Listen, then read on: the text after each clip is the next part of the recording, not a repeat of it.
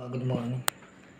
So, nung ako'y nasa Philippine College of Criminology as faculty member, ako ay naka-enroll din sa Manila College at that particular time.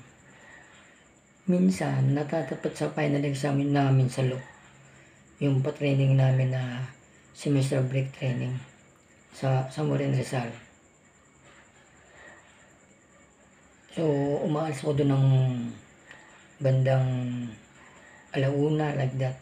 So, exam kasi ay gabi. 7:20 yung start ng exam ng law. Pero kailangan baka balik ako ng Rizal Province ng before 10. Kasi pag masyadong gabi, delikado na rin. May mga, well, I cannot mention. So, ang naiwan kasi doon mga estudyante ng criminology. So, kailangan nandun ako. Anong ba nyo na sa loob ng, yung sa PCR alone sa loob ng 9 years, pag sinabi kong darating ako talaga kasi naisip ko yung safety, yung security ng mga trainees. At kahit mga sumunod na mga panahon, up to 2019, yun ang last training namin dyan Pero sa ibang school na, hindi pa ako nasira sa sinabi ko na ako ay darating. First time na, ewan ko ba itong si Ovaltine, pardo medyo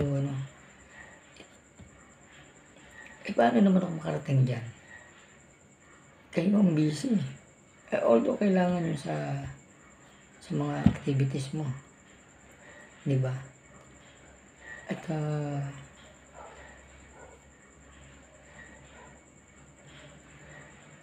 siyempre may iwasan din ako na magtampo pag dumating ako dyan. Minsan paraning yun no? Kahit